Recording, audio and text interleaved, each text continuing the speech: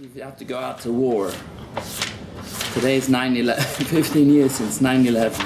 Any of you been to see the place? That's a quote from Boondock Saints. Any of you been to New York? I went to the Marriott. Ground Zero? No? No. Pentagon? It was an inside job. The field in I don't Pennsylvania? I went to the Rockefeller Center where they built the place. It wasn't an inside job. It's definitely an inside It job. was not an inside job. 100%. As someone who was in the US Army, I can tell you it was not an inside job. Okay. So we have to go out to war. Today we have ISIS, we have Hamas, Hezbollah. You can't just stand by and do nothing. We have to destroy them. They can't be contained. That's an Obama way of thinking, contain them. You can't contain the JV team because they grow and they grow and they get worse and worse. They have to be destroyed. So that's what it's talking. Kiseitse lam. You have it. Let's read it together. Look inside. What Chumash. What page? Chapter 21, verse 10. Chapter 21, verse 10. Of The book of Deuteronomy. this Shoftim? 21, verse 10. Kiseitse. Verse 10. So let's read it together. What's your name? Parsha. Asher, you have a Torah, Chumash? Verse. We're going to read it in the trot. Please read with me. If you don't want it, you can just listen, but we're going to read it together. I'll read it slowly. That way you can learn the way to read the Torah. Okay? Any Sephardim here? Ashkenazi. We'll do it Ashkenazi way. You ready? Everybody ready? You have the place. Ready. Say with me. Ki seitze la milchomo al oivecho unesanoi Adonai Elohecha biyodecha v'shaviso shivyoi v'roiso b'shivyo eishes yefas toyar v'chashakta bo v'lokachta lecho leisho v'haveiso el toich beisecho v'gilcho es roisho v'oseso es tziporneho beisiro simlas shivyo meoleho v'yosho b'beisecho uvachso esovio v'simo yerach yomim לאחר כן תבוא אלהו ואלתו סולחו לאישו והיה אם לא חפצת בו ושילחתו לנפשו ומוכר לא יסמכרנו בכוסף לא יסמר בו תחס אשר איניסו. Okay, we'll go back to verse 20, back to the beginning. This portion that we just read is told in the Gemara Eishes Yifas Toar, the beautiful woman, captive woman. Someone went out to war. So the Torah says, if he captured the woman, you know, in ancient societies, even today, that's what ISIS did, right? They killed all the men, they took all the women and children, and they married the women. Yeah, what they call Yazdis? Yazdis? Yeah, you know about that, right? No. So here, if you go out to war and you see this captive woman and you want to marry her, so she has to convert, right? She has to become Jewish. So that's what it's talking about. So let's read the... You want to do the Targum Unkelos or not? Yes. The Aramaic? Yeah. Does everyone have the Aramaic? Yes. I do.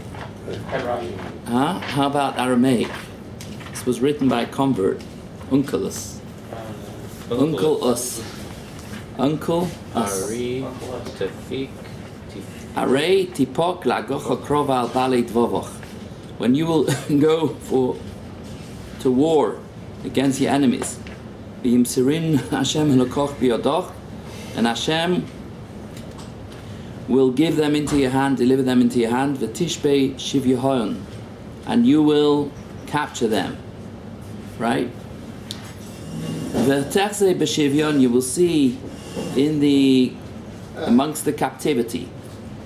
Itza shapiras chazeh, beautiful woman, v'tisrei ba, and you will want her, v'tisbalach le'intu, and you will take her for a wife. Does anyone know who this happened to? Which person married woman of captivity? Very good. What was her name? The bottom of One of the wives of David HaMelech. Her name was Macha. Abigail. Macha bas Talmai Melech Geshur. I think Talmai. Her name was Macha. She was captured from the king of Geshur, which is somewhere in the modern day Syria. And David HaMelech took this princess and he married her. And they had 2 children. One was called Tamar. You know the story of Tamar. The other one was called Avshalom. Right? That was the woman of captivity that David HaMelech married. Okay. So Pasuk Yud Beis, verse 12. Oh, we're starting 9/11? Today is 9/11, yes. V'te'elin elogoi beisach, you bring her into your house. V'tegalach yasreisha, and she shall shave her hair. V'terabe yas toperno, and she should grow her nails. Why is she supposed to grow her hair, shave her hair and grow her nails? She doesn't look She's beautiful. in mourning period. She should become repulsive, it says. Wait. Today it would be opposite. Some say that it means that the captive woman should keep her nails manicured. The Torah does not want the captive woman to look appealing. The Torah really wants him to send her back to where she came from. But anyway, Where did she come from?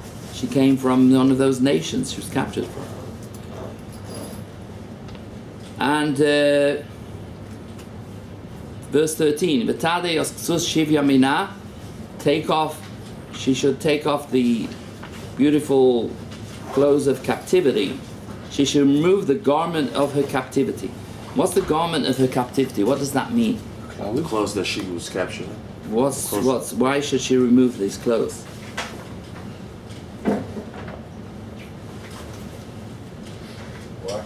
So you would think that it means usually clothing of captives, generally ragged clothing. So it could be understood to improve the appearance of the captive woman, but really Rashi says the opposite. The non-Jewish nations, their daughters would adorn themselves in times of war so to lead others into lewd conduct with them, so they would wear beautiful clothes. What if they were captured without beautiful clothes?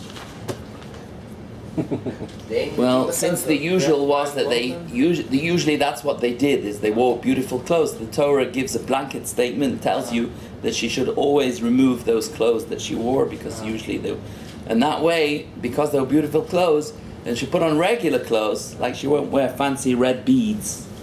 So then she'll remove those clothes, and then he'll want to send her back to where she came from. So the Torah is trying to get this guy to send her back, because really, this is not such a good thing. Why did the Torah say you can really do this? That you can take the captive woman and convince her to become Jewish? It's only because the Torah was talking, Lo dibra Torah el keneged yetzer hara. The Torah knew that a person who has an evil inclination is going to go out to war, and all his hormones are going to be raging with the testosterone of the soldiers, right? That's how they. How did these soldiers, in the 82nd Airborne Division, how did they jump out of that door? I just don't understand, and they were so happy to do it. It's the testosterone, right? So their testosterone is raging. So the Torah says, okay, if you really want that woman, go ahead. The Torah says, because if the Torah was going to say you can't, then they're going to take the woman anyway, and then they'll have an Aveira, right? Because she's not Jewish. So the Torah says, okay, you can take her. Just try and convince her to become Jewish, right? So she should become Jewish. So that's what the Torah is talking about. That's how the Gemara explains it. Okay? Verstehst? Okay. That's also, that according to the Rambam, there's a very interesting rule that even if there's someone, a soldier who's in a time of war, it could be only certain wars of Eretz Yisrael against the Canaanites, they were allowed to eat pork. So the question is, well, if someone is in danger and there's nothing else to eat, then for sure they can eat pork. So the Torah doesn't have to tell you that they're allowed to eat pork, because if there's nothing else to eat, then it's pikuach nefesh, and then you're allowed to eat pork. What if they But loved there it? is some what? What if they loved it and they developed a taste for it? No, it was only during that time of war that they were allowed to. So there's a certain, because the Torah knew that if they wouldn't, they would eat it anyway. So the Torah says that they were allowed to do it just that time. I'm not going to go. It's complicated, but I'm not going to go into it. Okay. You have to share. What? Could it be something where like someone have to shift he it. sees like the end of his life might be No. close? What? Could it be like a soldier in wartime? He sees like the end of his life might be close, so he's like gonna be like, well, I've never done this my whole life while I'm on this earth. Maybe I'll just try it once and. So Well, then it would be a It's time like to sort go of to Shuvah. But I thought people like it's the starved same to thing, but death. if Just rather- the opposite. And he would want to do tshuva because knows it's the end of his life. But it Well, always they seems like You know how in the military, in a time of war, all the soldiers become religious. yeah, I just the understand. opposite. They just become no more atheists religious. possible. No It's the same atheists, thing about right? the women. It's like reverse psychology. By telling you that you can have it, then by making it these guards around it. There are all these stories of people starving Hmm? rather than eat unkosher food. What? There are all these stories of people Yeah. starving rather than eating. Yeah, I unkosher met food. someone, a Holocaust survivor. He told me that he would never eat meat, and there was almost nothing to eat. He wouldn't eat meat in the concentration camp. Isn't that an Avera? It wouldn't have been Navera because they gave them so little that he just decided he No, just. an Avera not They to just eat. eat plastic. Pikuach nefesh. Pikuach An nefesh. Avera not to eat. But he survived. You see, he survived. Eat tree bark. No, in the Holocaust, there were people that risked their lives to put on tefillin, to hear shofar, to whatever they could do, because they felt that way. That also they were going against the Nazis by keeping up the Torah, right? Okay, so she removes the clothes of captivity. V'teisa b'veisach shestei nihas v'tivke yos avua v'yos ima. And she should cry for her father and her mother, Yerach Yomin, for a month. So she'll stay in the house, and you should see her crying and see her in a defacement so that she will become disgusting to him. And also, right. And then, but if you still want her after all that, after she's shaven her hair and she's grown her nails long and she's taken off her fancy clothes and she's crying and you still want her, then you can marry her, right? But if you don't want her, then you have to send her back to where she came from. And you're not allowed to sell her as a slave. You're not allowed to, right? Lo titogar ba. Don't use her. Don't use her.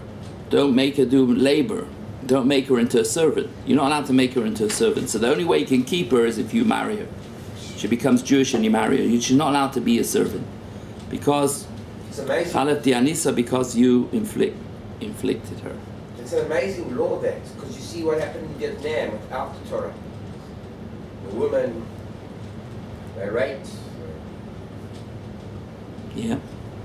So they sleep with them first, then they go through this process. Oh, so that's an argument. You're right. That's a big question. What this means here. So according to some Rishonim, I don't know if it's Rashi or Tosfos, that he's allowed to have sex with her one time, And then he does. and then He makes during the it. war he's allowed to, and then if he decides he wants to stay with her, Consent. what? With consent. No. No. No consent. Yeah, with consent, I think. Yeah, with consent. Yeah, it's with consent, because we're talking here. That was the way they used to do in the wars. They used to capture the women, like they did like ISIS, right? Like they did in ISIS.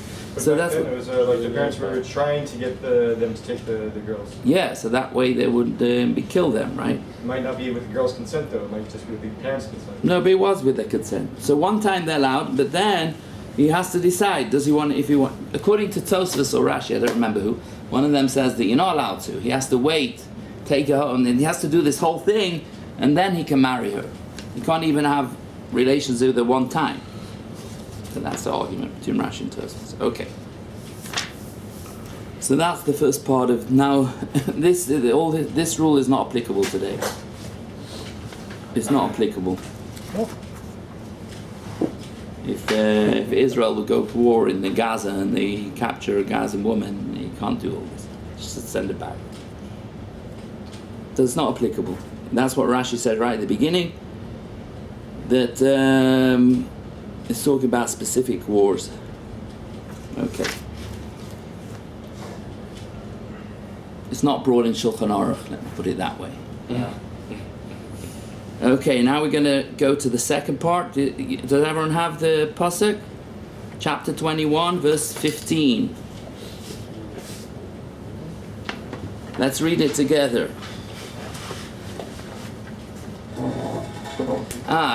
Some of you were here yesterday at Shalshudas. I just wanted to say that a lot of the, according to the Zohar and others, that this pasuk is talking about spiritual war against the evil inclination, and when it says that you cry for a month, it's talking about the month of Elul that we're in now.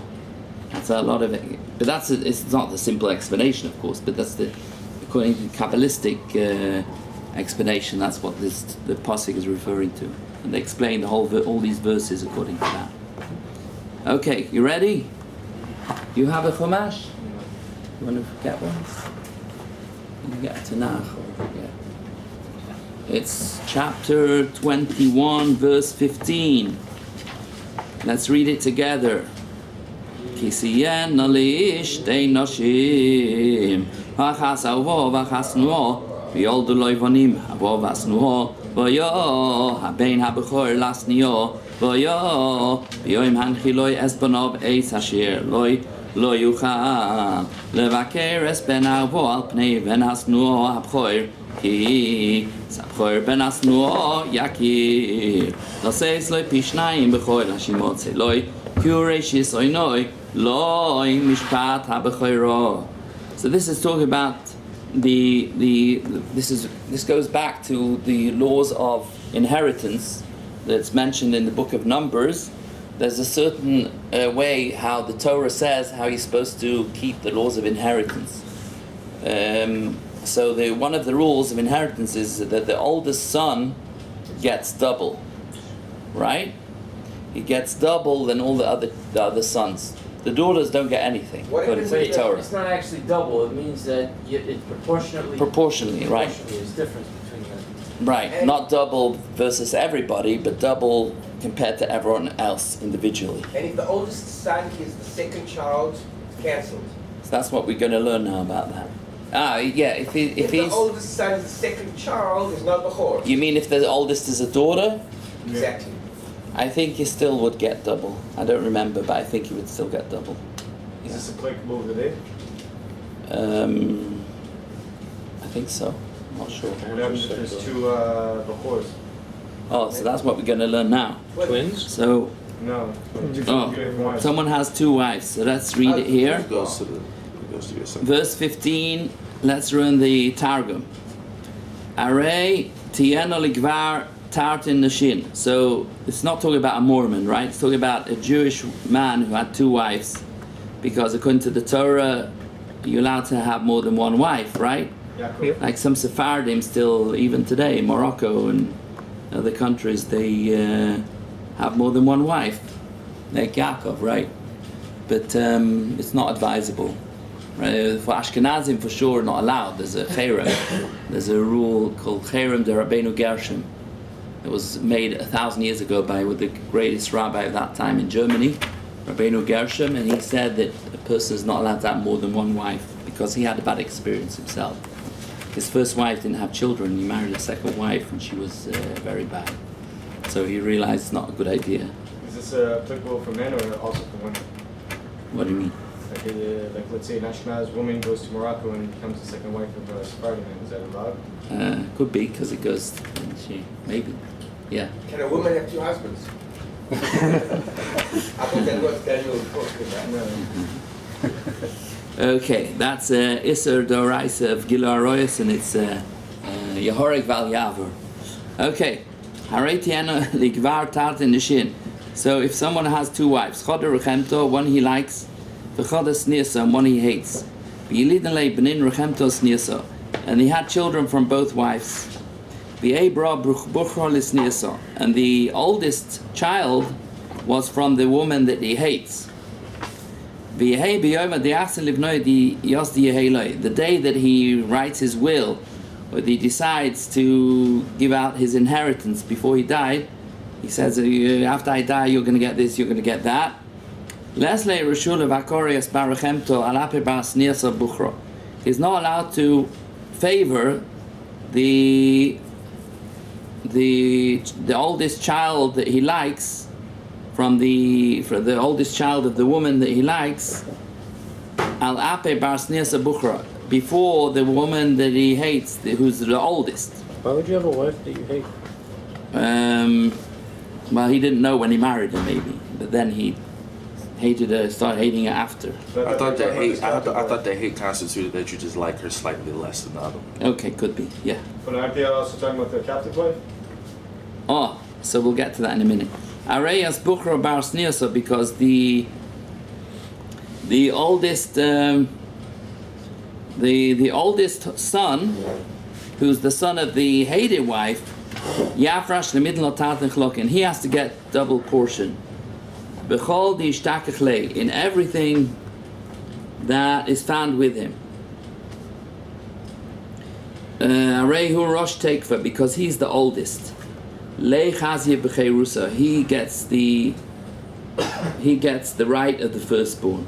Okay, so basically the Torah is telling you that you're not allowed to favor. You have to go according to the law of the Torah, that you have to give him double, even though you don't like his mother, right?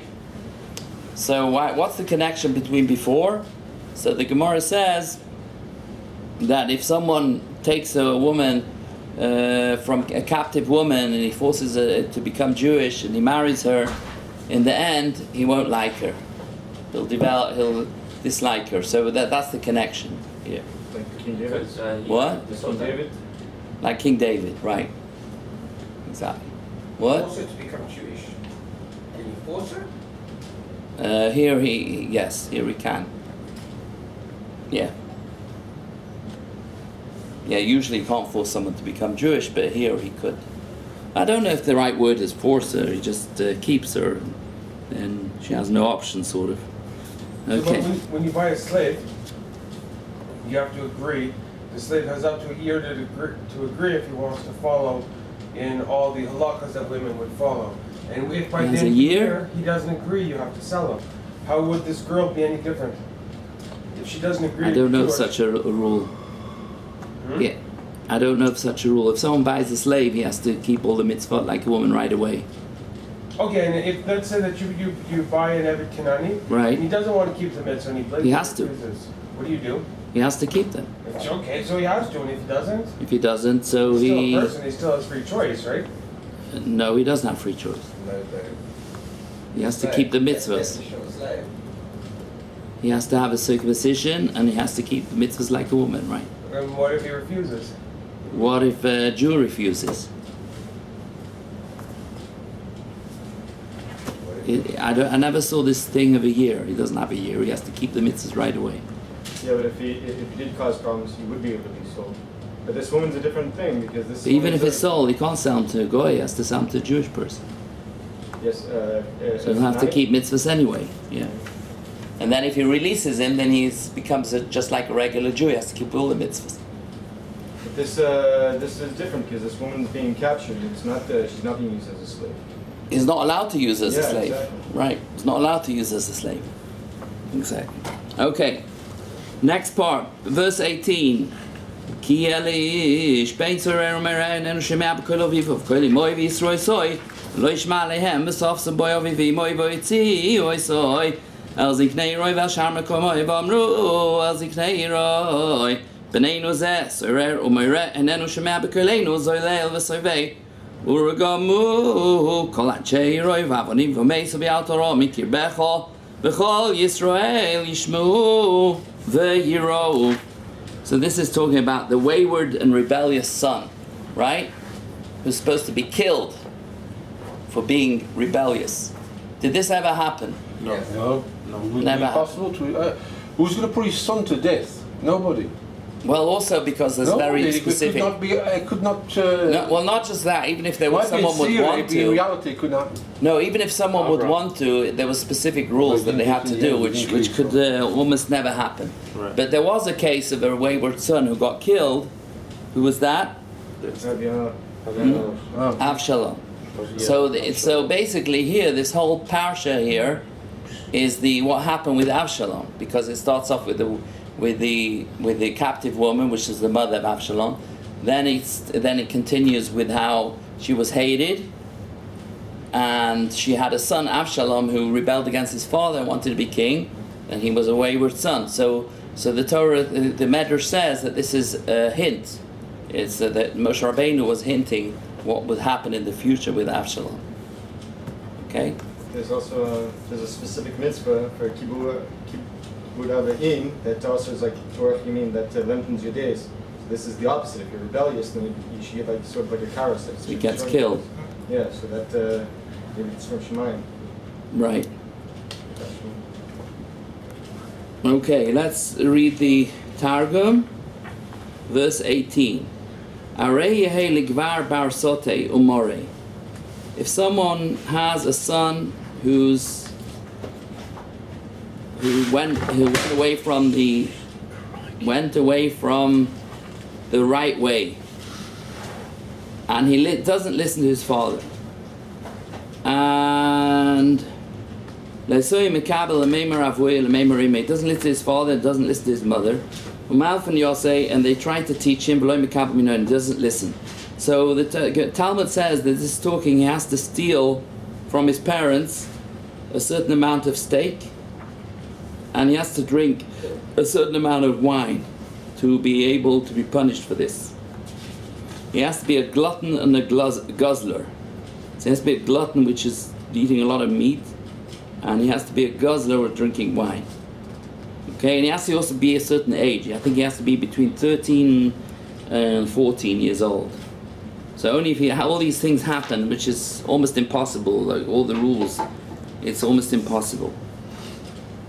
So verse 19, so his father and mother, they take hold of him, and they bring him to the elders of the town, the Sanhedrin, and to the entrance of the gate, the Sanhedrin, the courts, were usually in the gates of the city, right? Near the gates of the city. So they bring them there.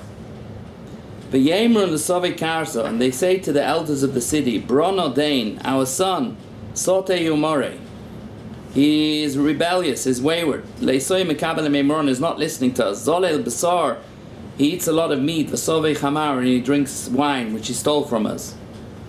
The Germine Kol Anshe Karta Bevnayo, and all the people of the city stone him to death. V'yumas, he dies. Utafale Ovid Divishmi Beinoch.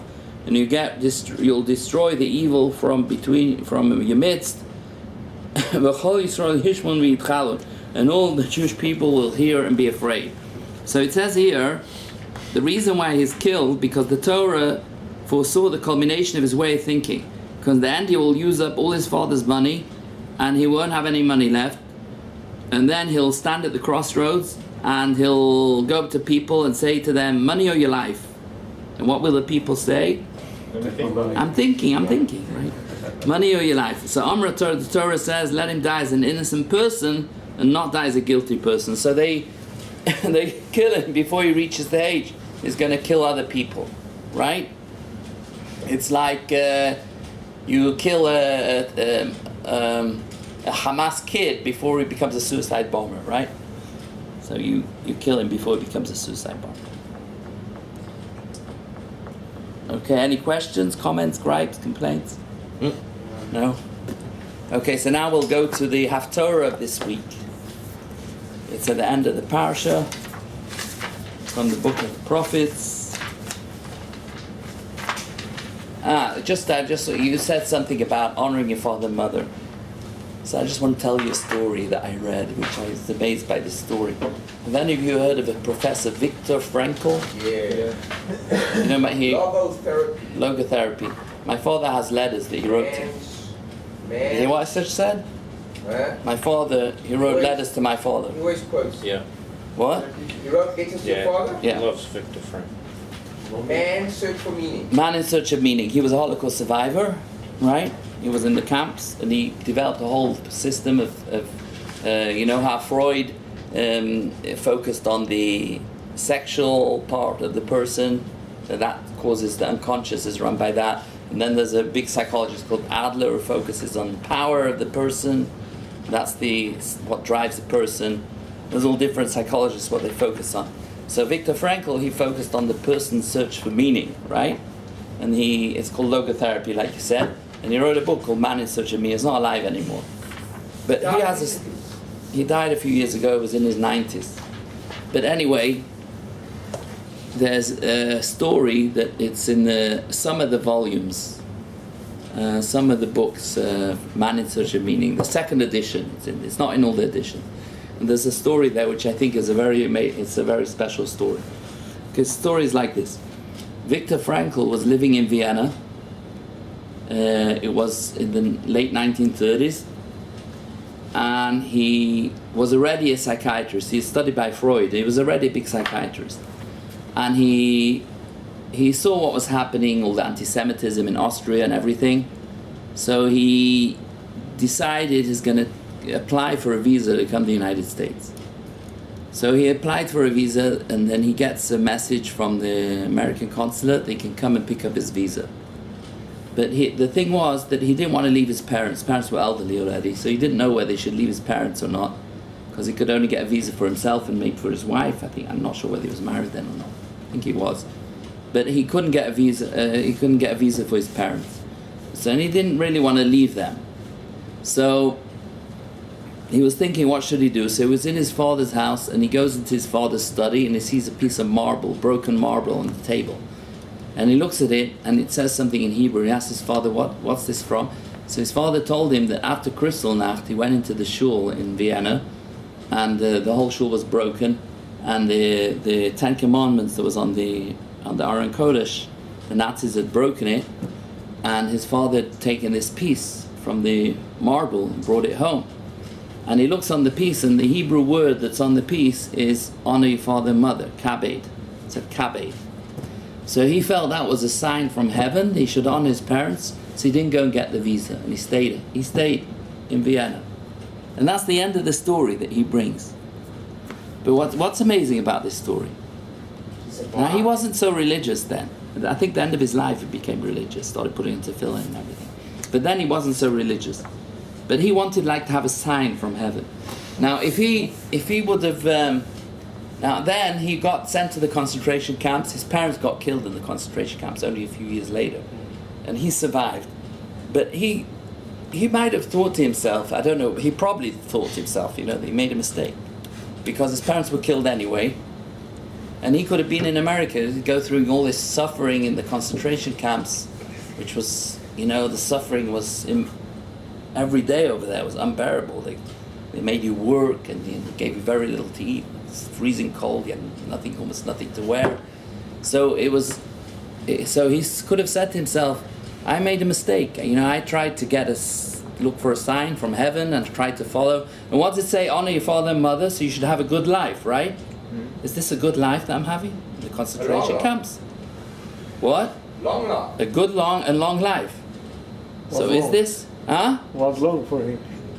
It was very long. Every day it was very long. Yes, No, but then you think about it and you realize that really what happened, because of all his experiences in the concentration camps, he was able to help hundreds, if not thousands, of people who were suicidal, who were going through, and for many, many years he wrote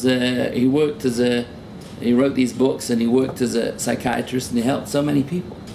So he did really have a long and good life in the end. So maybe then he thought it was what's with Hashem's words, only father and mother should have a long and good life, but in the end it did work out.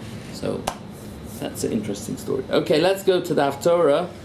This is from the book of Yeshaya, right? All the Haftorahs we read are from the book of Yeshaya, from after Tisha B'Av till Rosh Hashanah. We have 7 Haftorahs, right? Which they're called the 7 Haftorahs of consolation. This week's is from the book of Isaiah, chapter 54. You have it? And chapter 6. 54. Oh, sorry. Kiseitse. It's from Isaiah chapter 54. You know, usually our Torah has to be 21 verses. This one is only 10 verses. But the reason is because it's very powerful, so you only need 10 verses. So let's read it together. I'm going to read it slowly in the Nigun Daf Torah. If any of you still remember from the Bar Mitzvah, you can join in with me in the Nigun, okay, in the song.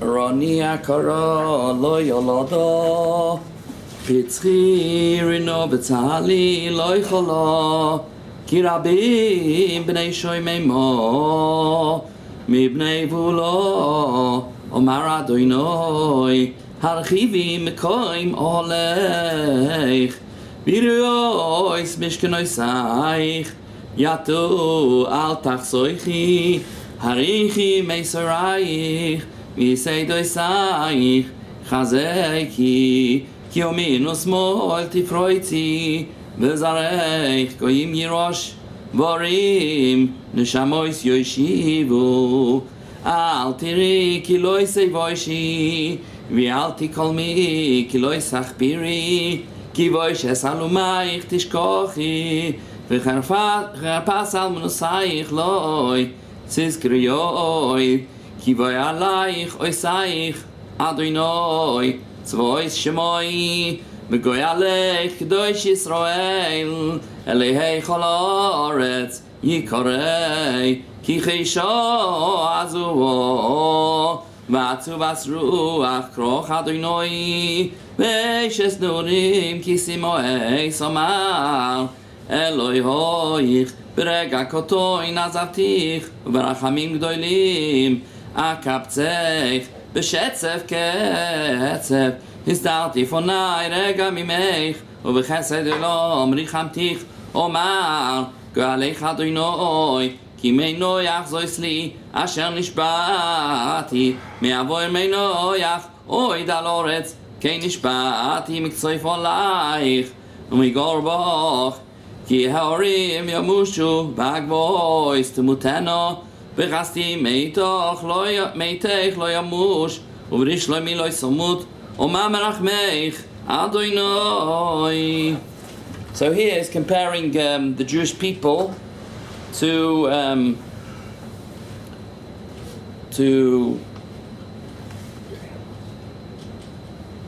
a woman who's been forsaken, right? What? Barren woman. Barren woman. Is that Tanakh? Yeah. You got it knock in front of you. Right here. No, but I want one with Targum, Yonason. Targum, Jonas.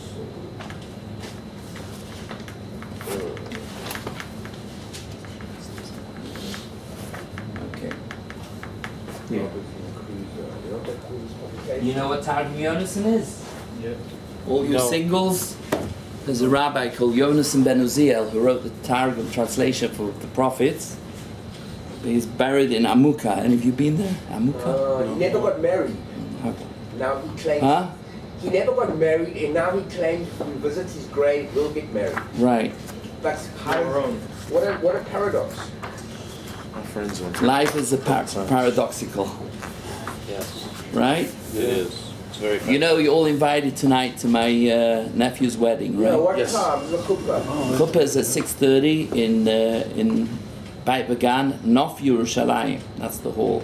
Called Nof Yerushalayim. Where is it? What bus number? in like proximity to city What center. was 6? It's not. It's towards. You know where Mount Herzl is? Yad Vashem. Yeah. Yes. Near there. Is he singing on his own wedding? Maybe.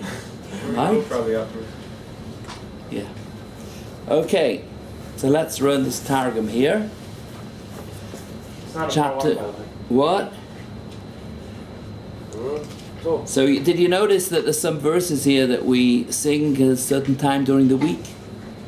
Huh? Did any of you notice that? What was that? Yaminu small tifrotzi. It's taken from here. And Lotevoshi va'al tikolmi.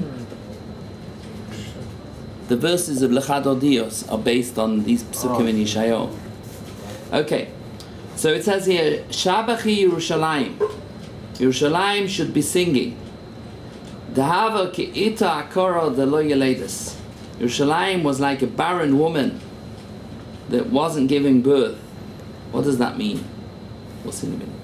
Boyi tushbachti, they should be singing. Vedutzi, and be happy. Dahavas ki'ito delo adias. That used to be like a woman that was not beautiful, that they couldn't put on makeup. Because in the future the Yerushalayim will be happy again, because Yerushalayim will be so big, there'll be so many people. It will be more than even big cities that have a lot of people. There'll be even more. You know that Yerushalayim today has the most people than any other city in Israel. Did you know that? Tel Aviv. No, Yerushalayim has more people. Ishtan's much bigger. No, Yerushalayim has more people.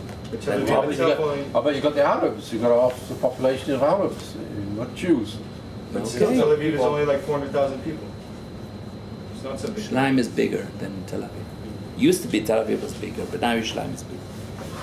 I think even Bigger just the Jews, as in even just the square number of Jews, I think is more. Bigger as I'm in not square sure. meters? What? Bigger as in square meters? No, more people. More people. But Tel Aviv is the surrounding areas of Tel Aviv would be like more. But Oh yeah, itself if you is count small. Bnei Brak and all that. So Bnei Brak is as many people. Okay, so I guess this pasuk is like my father said yesterday, that we don't have any prophets, but we have the words of prophecy that are happening. So maybe, I mean, in a certain sense, this is happening today, right? Because Yerushalayim, 200 years ago, there was only a few thousand people living in Yerushalayim. It was very small. They had only the old city, and then it grew, right? I want to buy an apartment in Yerushalayim. It's That's much the money. It's a lot of money. Price. Looking. You What? buy it in summertime. What? In the summer, it's Best time to cheaper? buy an apartment. Why? It's cheaper? Why it's better? No, It's always The cheap. best thing to do is buy an apartment just outside Jerusalem. They're much, much cheaper. I don't want to. I want to buy in Yerushalayim. I want to buy in the old city. Maybe I could buy in the Muslim quarter. Yeah. It's cheap. That's the cause of problems. There are Jews that I live don't in know the if my Muslim- wife will agree to that.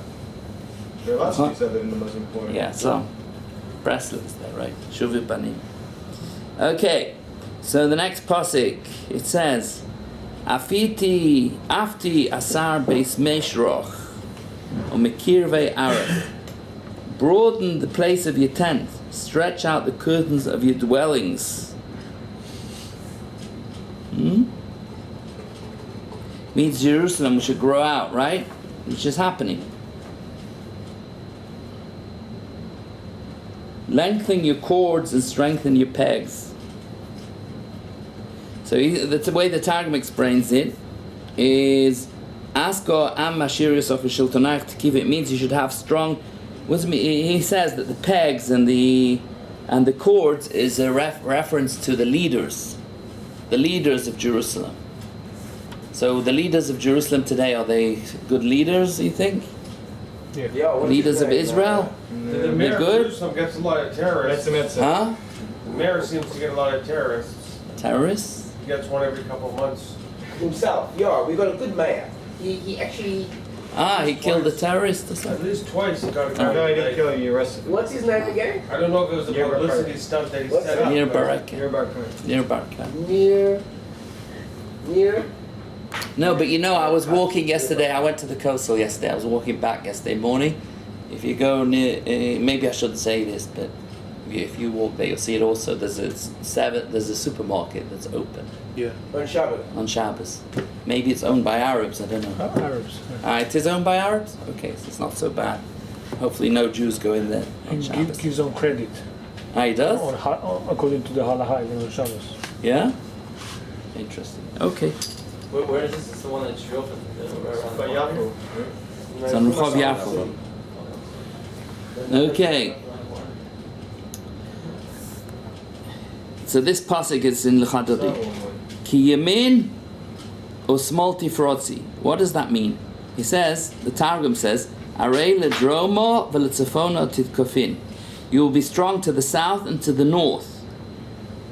So he could be talking about Yerushalayim spreading out to the south, all the way to Gilah, which is the furthest south, and all the way to the north. I think Neve Yaakov is the furthest place in Yerushalayim to the north. But we could be also talking about Israel. The Israel was spread out to the north, all the way up to Lebanon and Syria, and it will go down all the way to Egypt, right? Get back to Sinai and the Gaza. You know what Netanyahu said today, right? You heard about the famous video of Netanyahu? He said that ethnic cleansing, right? That the Palestinians want to do ethnic cleansing. I said that last week on we got interviewed by a TV thing, and they gave me a sour look when I said that. Oh.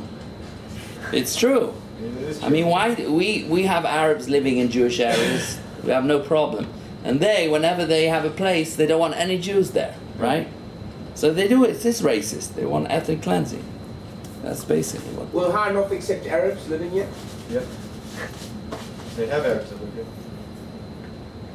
They have Shabbos boys that live with families. They take care of their families. They have rooms to sleep there. They stay over here. We have one like that. Arabs? What's that? Are they Arabs?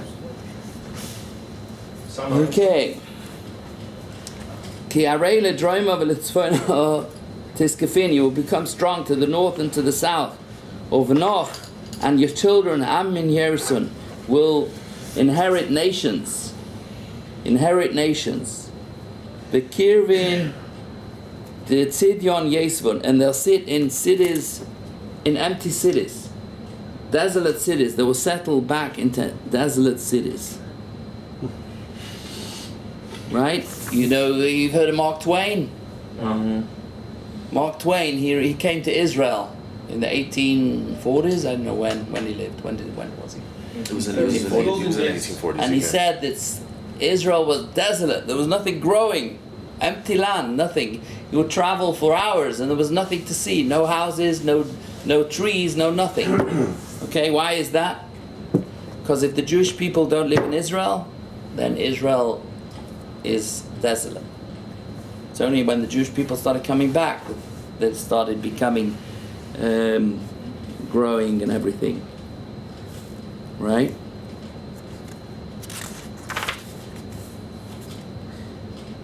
Verse 4.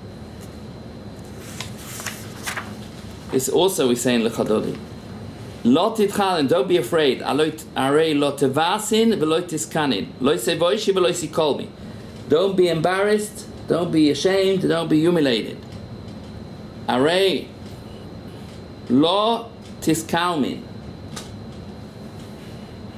You will not be mortified. I don't know the difference between mortified and humiliated and shamed. You know the differences between these words? Mortified is embarrassed. Yeah, it all means the same thing, but there is But it's different levels. different levels. Yeah. Okay. Different degrees, rather. So I didn't explain why is right the south and left the north. So it used to be on the map. So if you're standing towards the east, when the sun is coming up, right? You're standing in Israel. So then the north is your left, right? You say wherever the sun is rising, that's. If you're facing the sun, rising sun, so then north would be to the left, and Yeah, but when he wrote that, he would have been probably in Jordan somewhere. yeah, Isaiah lived in Yerushalayim. Oh, this was Isaiah. Yeah, he lived in Yerushalayim. Okay. Who did you think it was? That was Moshe, but I remember we're not. No, we're learning Isaiah now. It's the old maps. They until like just a couple hundred years ago, they used to be written like that, and that's why. Written like what? They used to be written that the north was to the east, like not that north, let's say, but the north was on the left side. That's why Timan, the reason why Yemen became Yemen, because it's right to Yerushalayim. As a matter, one of the names for the south is Yemin. Yeah. Teman, right? Teman is south. So it means right. So you won't be embarrassed. Arei bahasas ulamesach tisnashin, because you will forget the shame of your youth.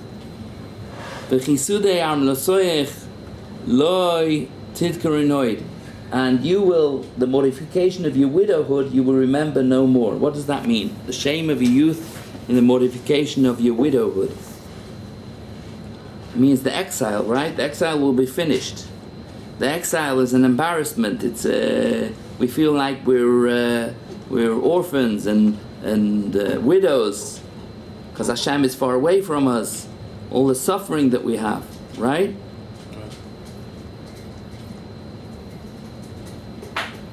But they'll be so good after Mashiach will come. Be so good you'll forget all that.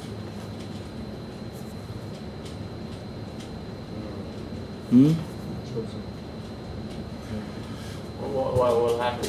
What will happen? We can't even imagine what will happen, but it will be good. There'll be a Bet HaMikdash. No, now it's not good. Too many Jews aren't religious, and we don't have a Bet HaMikdash, and we have terrorists, and we have a non-religious government who doesn't realize the greatness of the Shabbos, and they have the trains fixing the trains on the Shabbos. Do you know Rabbi Yehuda Glick? Who goes on Har HaBayit? Yeah. Well, now That's he not- can't. I wouldn't call him a rabbi. Parliament. Yeah, well that's better, because we shouldn't go up there. We need to have Mashiach to go up. That's what all the Gedolei Yisrael say. Now, well, he says something else. He's wrong. He's wrong. Doesn't matter what he says. 300 rabbis, He'll- Orthodox rabbis, No. agree with him. They're not rabbis.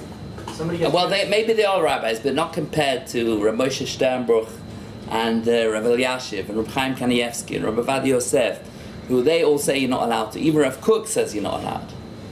Rambam says okay. No. Rambam went. The Rambam says that he went to a shul which was on Har HaBayis, but the way they explain it, it wasn't on Har HaBayis itself. It was near. There was a shul near Har HaBayis. That's how I saw it was explained. Okay. So, you know, even those people that do go up, they only go up in certain areas. Yeah. But the thing is that if people start going up there, and then there'll be people that they won't go to the mikveh first. They'll go in the whole place, even where the Holy of Holies is. So that's why it's better not to go up. You don't go up, and that's it.